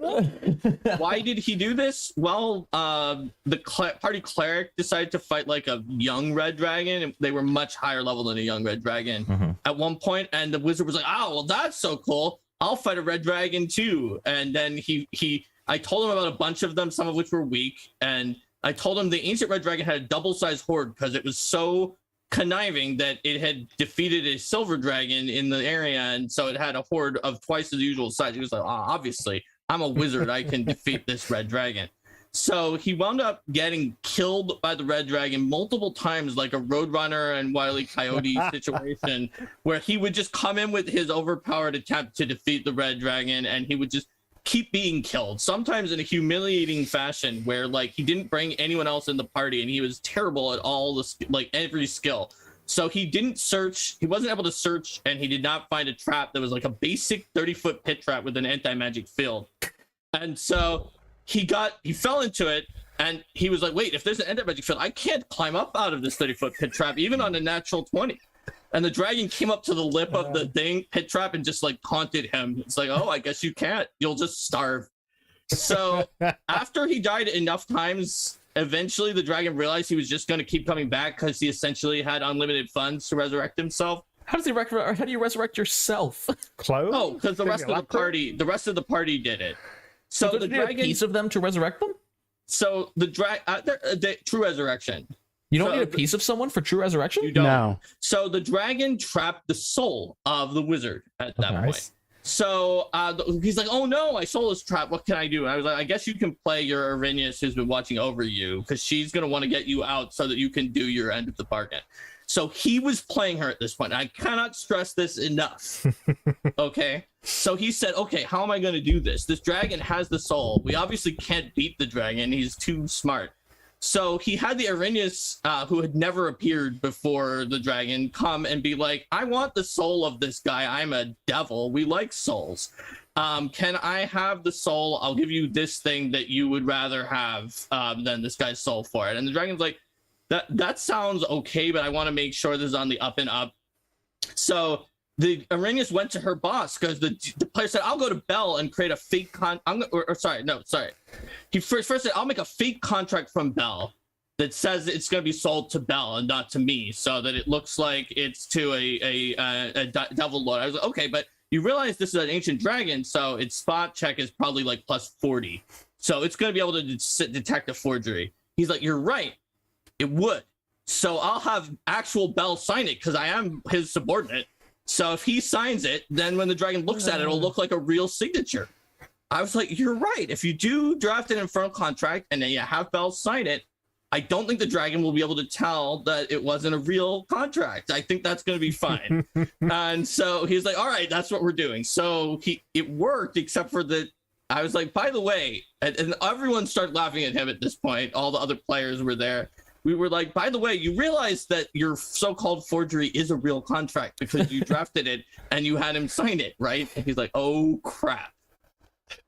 So sometimes you would think having the player play their own sort of at odds with them GMPC might cause them to be biased in favor of themselves, but sometimes you can get the most perfect situations by just letting them play it, like Steven said. Contracts are fun. If I had done that, they would have said I was a terrible GM being so mean and screwing him over. But since he did it to himself, it was just. You are a terrible GM and mean. I'm mean for letting him play a character. You're probably right. Given how many bad things happened every time he played this character. That would be. It's bad. So we had 50 likes. So now we got to think of something. What if me and Anto tell a story by going one word each back and forth until we have a story? Okay. Sounds good. What's the topic? Mark, come up with the topic. Okay, so the story that you're going to have to tell, going back and forth, with one word between the two of you, it's a story of a classic RPG adventuring party that's trying to defeat a... you can decide when you're doing the story some kind of classic threat like a dragon or lich, except the GMPC is constantly outshining them. You find yourselves inside a purple worm. Nah, that's 2 words. Purple tavern filled with purple worms.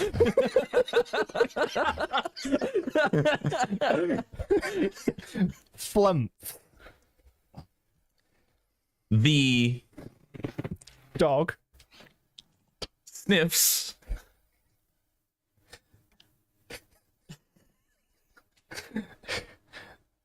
Vecnus and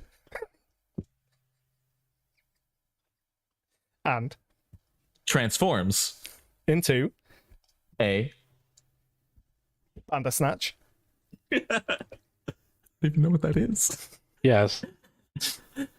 It's a powerful creature created by the Fae along with the Jabberwock. It's called one of the Tane. It's in Bestiary 2. Okay. I think, something like that.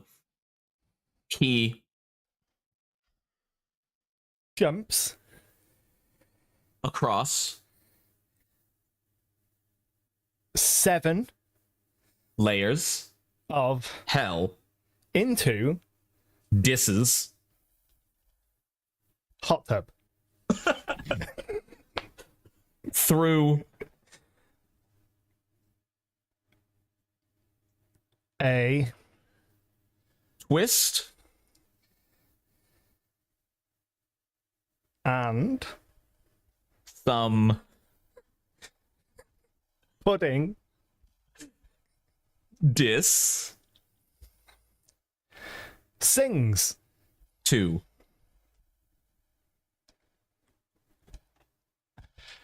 Sting, the musical artist. I'm trying to find the DMPC, but it's not coming. I think the Bandersnatch is the DMG Yeah, NPC. It's the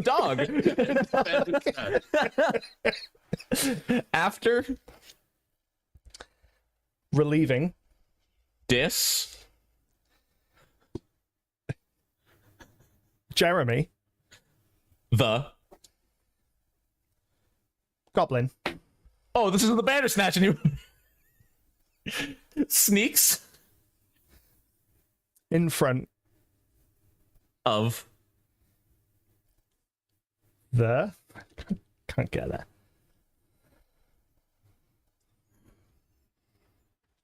hot tub.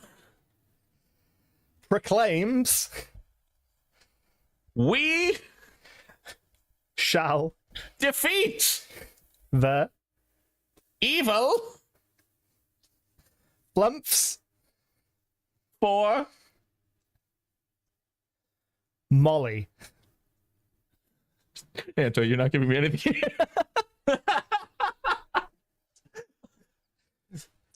Channeling pure chaos goblin energy. The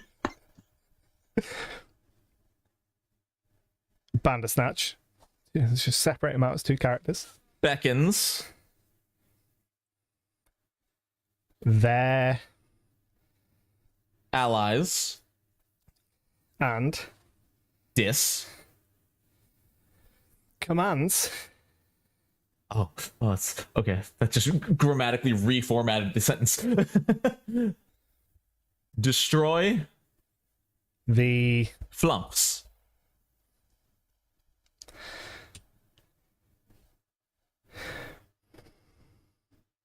suddenly the flumps combine into Megazord. yes. I was hoping you'd go Megazord or Mecha.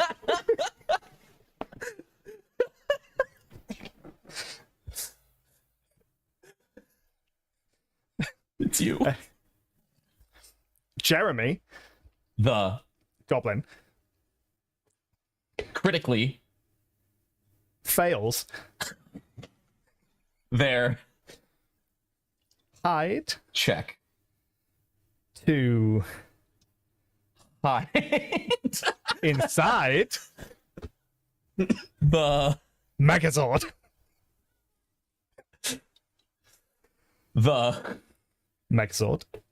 grabs Jeremy and yeet him into the hot tub. through the 7 layers of dis Screams. why Would you do this. Screams Jeremy the flying Megazord charges dis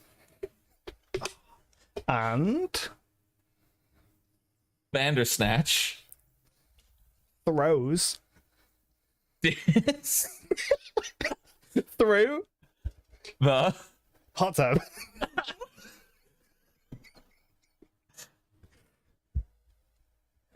hot Water goes into the Megazord. melting The Megazord.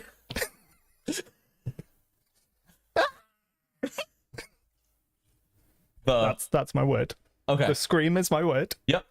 So quote the Megazord falls into pieces jettisoning flumps in to. I know it's one word. into can be one word. Yeah, it is one. So you said in. Just flumps in all Directions. the Bandersnatch. stands Proud. and Proclaims.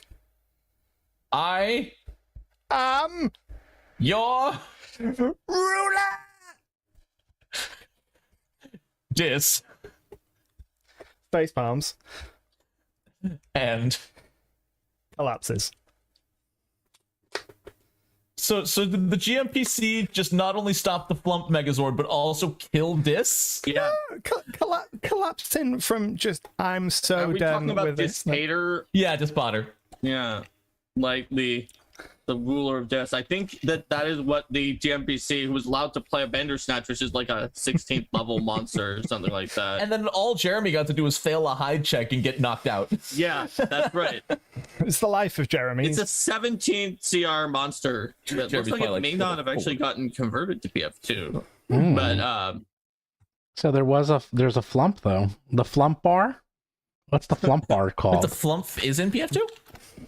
Flump is yeah, I think the flump was aren't flump in Pathfinder? wasn't it? I thought that was copyright D&D. I think that's D&D. Yeah, but it was in Tome of Horror, so it's in Bestiary 3. Yeah. Is it an aberration? Yeah, aberration, it's a lawful good small aberration in Bestiary 3. It has the abilities upside down, where when you knock it prone, then it might fall on its back. And spray perfume, which is an olfactory ability where it sprays a 20-foot line of foul-smelling liquid. Sounds horrible. There we go. Flump. It's a level 1 creature. Yeah, I love them. Yes. Jason So- Ally can interact to write the flump. Mark, let's add the flump glad as that a you went playable Megazord. ancestry. Would you like to play a flump? Would people like to play a flump? It's actually not a bad idea. A playable I think there's ancestry. enough other ones that are a little bit more. People like like- flumps. I don't People do know. like flumps. I can think of several people that would enjoy a good flump focused Yeah. But PC we campaign. can do a lot more with something that isn't D&D IP that we only have because True. of Tome of Horrors. That's true. I think. Yeah, that's true. So instead, we'll do like a mind flare because that's not protected, right? That's not even in Tome of Horrors. You I can't know, do that's not that. You could protected, just do right? a different psychic monster that's meant to be a Brain peeler. Right, I know. The thing is that it's Yes. such a good. It's so good. Really is It's a good actually really monster. interesting because Final Fantasy just had a mind flare since Final Fantasy 1. Yep. And nobody ever challenged it. So I'm guessing that like at this point mind flare is It's actually also another probably- country. It's hard. What? It's also another country. It's very hard. Yeah. Protect that's true. IPs overseas. Weird thing about Final Fantasy mind flares, they never had any psychic powers. They just beat the crap out of you. They had didn't they have like some kind of a mind attack, blast or something that was just a basic thing that beats the crap out of you. In Called Final Mind Blast, Fantasy, it's something. not in Final Fantasy 1. In Final In Fantasy Final 1, Fantasy 1, nothing had like anything. They just they like, did paralyze. If they hit you, they had a chance to paralyze you. and that's kind of similar to what their tentacle. That's what their tentacles did in D&D. Is they would paralyze Oh, you, okay. and or they'd paralyze you, and then they use their tentacles to dig into your head and Yeah, each eat way. your brain. Oh, Right. I yep, I know quite well. And if anyone's playing Baldur's Gate 3 right now, you get to see No that. spoilers. No spoilers. You get I it know starts. that, It like, starts off yeah. the game with you getting eaten by a mind flare. Yeah. They I show wanna it play happen. but I'm not going to play it until it's out. Yeah, I I'll wait know. until it's You out. know, it's so weird because I started it and then I was like, all right, and it was pretty rough. And I'm like, okay, I want to play when it's out. The current beta is up to like 110 megs. Sorry, gigs. Gigs. That's a lot of. Well, gigs. the whole game It's is probably in there. huge. Yeah. It's It's no, just- they keep yeah. adding to it because it's not done. This is still like the first part too. They're Oh, like, yeah, it only goes up to level 4 right now. yeah, it's insane. I thought It's it went so higher than big. level 4. Nope. That is That's what stopped. I almost bought it because I just wanted to try it, but when I saw max level is currently level 4, I'm like, no, I'm I good. played it, but it was really rough. I haven't played it since like I bought it because I love. Oh man, I'm very very excited. Oh, It's I love ARPGs it has- or CRPGs. It has mind flayers. It has the Nautilus is in that. It has all. I love that. That's my. It's so nasty. It's like that's the nasty part of D&D, and you never Yeah, see that. I don't think any creature terrifies my player like a mind flayer does. Yeah, Well, 'cause I, everyone knows what it does. well, Yeah, I've read all of the Dritz books, and there's a lot of mind flayers in the Dritz books, and he goes into the whole society and how it works in like detail. So I don't know any other books that do that. So it's I've read too much about mind flayers. One of the I know few all about times them. I know too that my much. players have ever just outright fled at the sight of something was I just dropped a mind. It wasn't even a mind flayer. It was a creature that shape changed into the form of a mind flayer because it was reading the fears. But it came around the corner and the player was like, "Nope, I'm gone." Well, the mind flayers Teleporting themselves, immediately out of there. Like, I mean, they're pretty powerful, but they're not so powerful. It's the fact that they have so many slaves, and they can like swarm you. So they'll be like in the back, they're like, "I'm getting out of here," and they like go invisible or something, and then they like have a million minions. And they cast dominate person. Yeah. What about an Alhoon, the Elithaliches? Which one's that? I don't know that one. I thought you said you read every single I thing did. about I did their read them all. society. I did read Steven, all that's of like them. it's a well-known Which one is that? subvariant. Alhoons, they're Elithaliches because mind flayers are Illithids and Right. Alhoons are Elithaliches. They're Illithids that achieve lichdom. Oh yeah, That's why they're. I didn't know the they're- name. Yeah, Alhoon is the other name. I used both names for you. Well, I'm sometimes when I read it, I don't pronounce it correctly in my mind.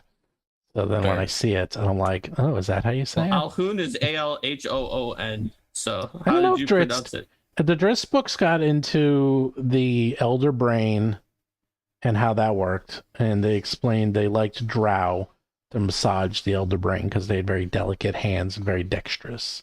So that was their job there. And Oh, Salvatore. I know.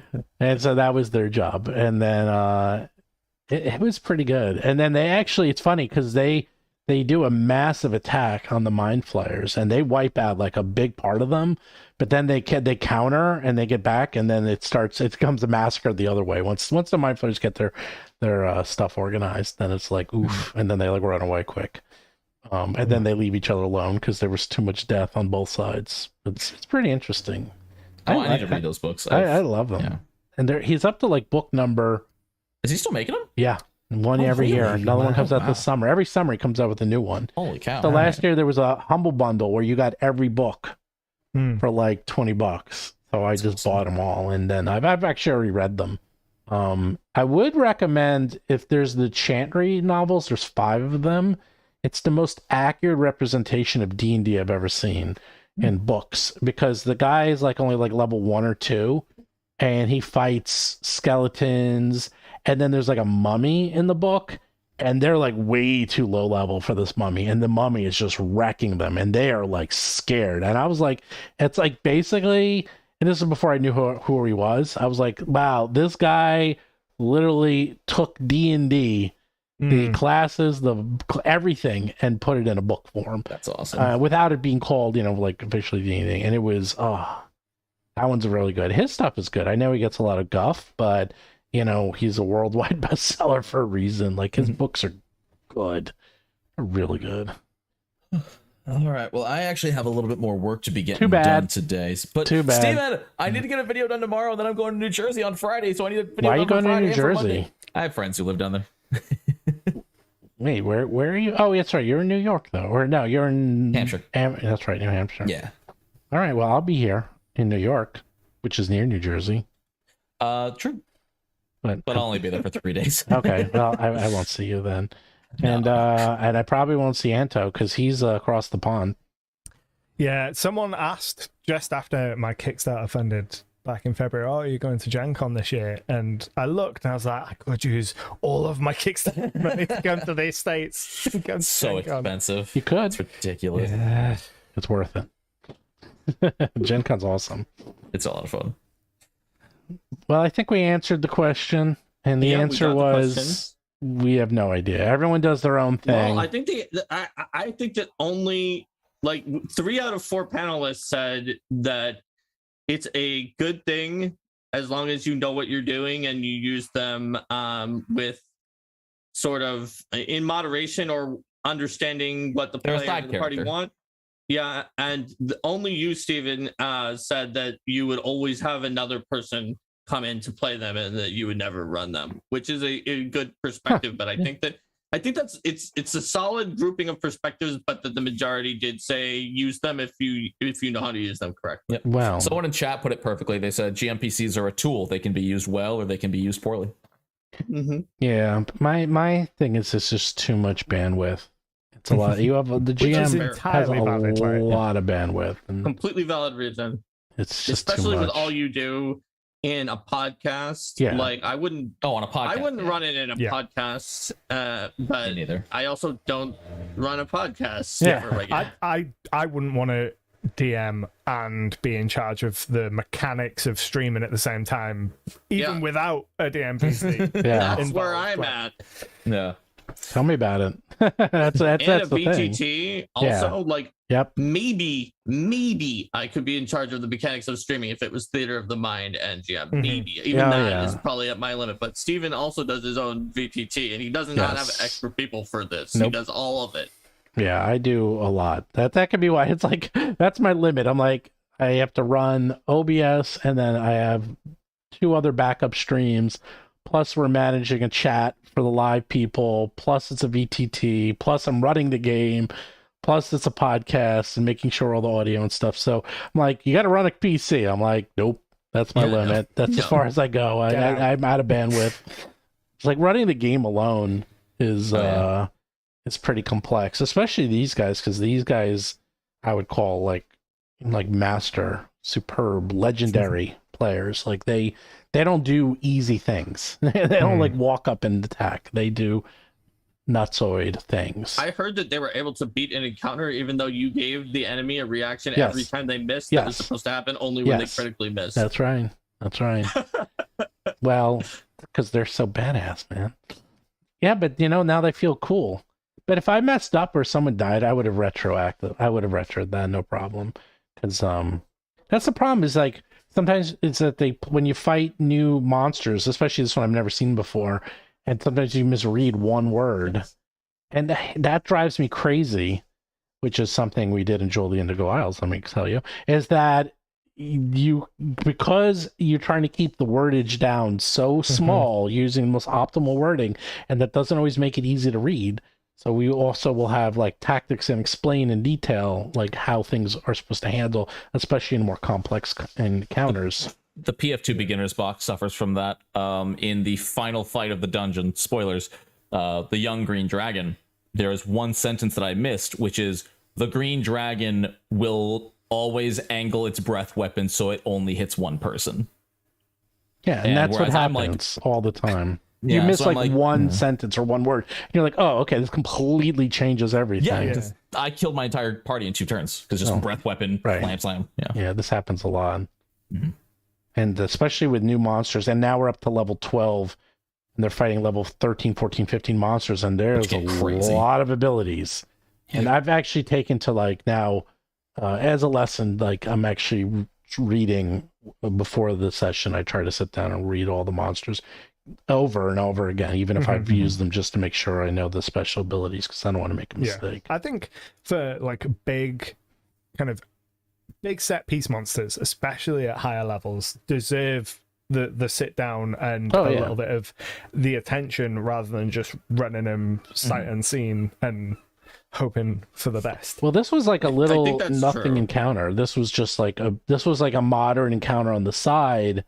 Moderates aren't that easy though. There's still a moderate threat. Right. Some monsters are inexplicably insane. You're completely right. I mean, this was like two monsters against a party of 4, and they're pretty powerful. So I thought, how hard can it be?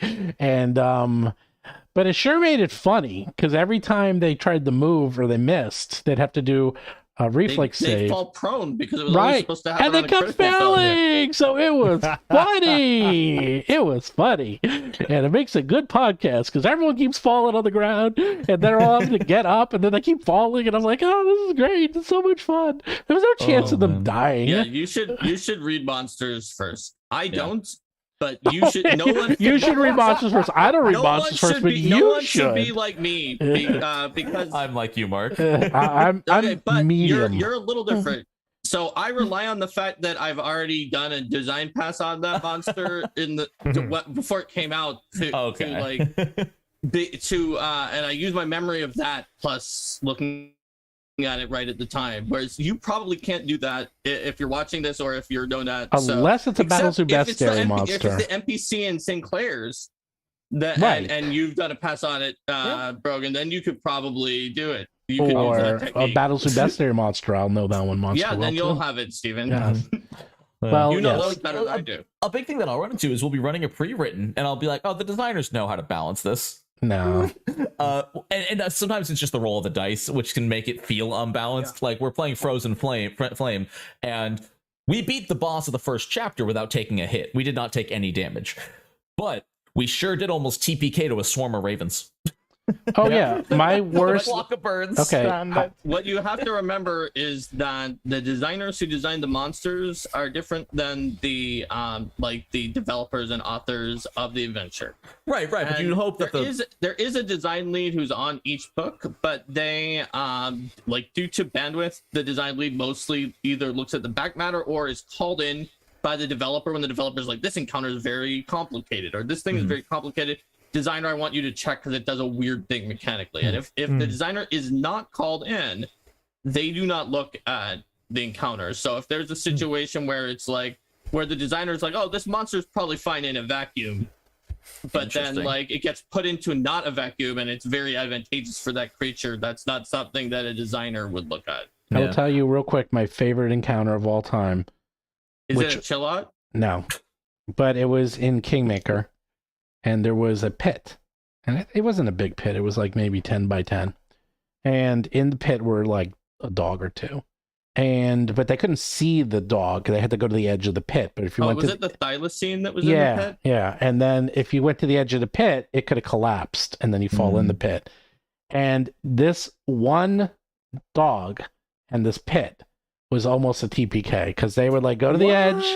And then they fail their safe, they fall in, and then everyone was falling in, and there was no room, and they're like, and this thing is just ripping them to shreds, and they can't get out of the way, and they're like, we're stuck in this pit, this dog is killing us, and then no one wanted to go near the edge, so half the party's in the pit, half the party's like, I'm not going anywhere near that pit, and they're like, help, we're dying. I'm like, TPK, simple encounter. Can really do it. There was a time that we were running an adventure where the characters are supposed to be taking notes because they're doing their exam to become Pathfinders. And we're in this place with mindless undead, and there was a choke point where the 5-foot spot. And for some reason, one of our people went up to the choke point, and multiple undead could attack our one person. Everyone else kept trying to tumble in past and kept failing. And so the undead just got 3 attacks on everybody and they were all prone. And so one of the people, their report that they wrote was, because we almost died to these very easy undead, was we came into a room where we saw 4 mindless undead. Unfortunately, they outsmarted us. Oh, I love it. But all right. So Brogan has to go. Brogan has to go record a comedy skit. You have to go record a comedy skit. But it was nice having Anto. I don't know why I did that. At least I get it again. Added, an oil into it. Oil Antone. On and I actually definitely want to have you on if we do more of a 5e centered, or anytime actually. We do this every week, but because we talk 5e and we have experience with it, but not recent. At least I don't have recent experience. We did one that was about like the gold economies in both 5e and Oh, we went into that in detail. And PF2. It's one of our That would've most been one that popular you- videos. And people are like, I can go in, but I know why they did it. That's the thing. It's like we have secrets because I can talk to, I mean, you do too probably, Mark. It's like I talked to some of the 5e designers. I know why they did these things. And they're just like, whatever. It works for them. It works for what their They don't design care. goal was. Like They it's don't what care. it accomplishes their goal for the economy and it accomplishes it Well, they're just like, but their goal is not the same goal of what oh, right. No, people their want goal it is to like, be. if you want magic items, just give it to them. Like, everything's just like, do whatever you want. That's money. Do whatever you Right. want. It's a game. Whatever's most fun. Which is funny because it's like the players are like, but we want rules, we want structure. Like, then you do it. Yeah. Sorry, Brogan, I didn't mean to start the other episode's topic again. I know, this is a good topic. I mean, this will be next week's topic. Yeah. But we already did it. We could do another again. We could do part 2. How to build a new economy. How to build an economy in 5e. I'll say did- the economy tables in the PF2 core book are one of they formed one of the tipping points for me to be like, right, okay, I need to read this whole thing. And that is what led me into be like, Economy's right, I need to great. ditch 5th edition. Economy's I good. had to do a lot of math for those Like- tables. I bet. Math. A lot of Mathfinder. math. It's not No, just. but see, Mathfinder, where the players have to do complicated math, is an issue. But if the designer does it, so you don't have Right. to, that's good. Hmm. That's the thing. It's the Mathfinder for the designers, not the players. 5e, it's the other way around. It's just, hey, Dungeon Master, you'll figure it Do out. it. Figure it out. Yeah. I've seen how many books I've read that it says, if you want this in your game, figure it out. I'm like, Yeah. oh my god, this is the books. This is the books. I can't believe I'm paying money for them to tell me what to do. It's like buying a self-help book and they have all these blank pages in there for you to fill out. They should just do that. They're like, Self-help here's books help those who help themselves. right. Here's your adventure, and here's all the blank pages for you to fill out what happens in the adventure. $50. 5th Oh. edition adventures, whole other topic. I could rant about 5th edition adventures for an hour. Well, There we you will. go. On its own. I mean, I guess we could do a topic about adventure design. Have we done that before, No, Steven? we haven't. That would be fun. And that's And we could do that adventure next design in week. both Pathfinder and D&D, and we can compare and contrast because that's one where Yeah, I know all Steven, about it. of all of the things that we've done, like when it's come to designing classes and ancestry and things like that, I mostly do Yeah, that. you do that. But Steven really went into doing the outline for the adventure, so he knows it And more I- than the other things that we do. This I can talk about at a high level because also I worked with 3 of the top people in the industry closely. So I mean, I don't have as many under my belt, but the one I have should count as like 5 adventures. Yeah, because his 3 authors were also like 3 people who were very high up at Paizo for writing those kind Yeah, of I adventures, would. too. I'd have a million questions about the back end technical aspects, the industry aspects of writing adventures as well, and how they translate to what you eventually see on the page from the GM point of Yeah. view. I can even tell you how we're Well, then converting there it to we go. We 5e. gotta have Anto on and do that. What up? Well, if you're free next Okay. week, we can do that next week. I can check my calendar. If I am free next week, we'll do it next week. All right. All right. Well, There have you go, fun. everyone. All Plan right. on the stream for you. And Bye. no, See Nat, you have guys. fun in New Jersey and record your comedy you. sketch. Goodbye.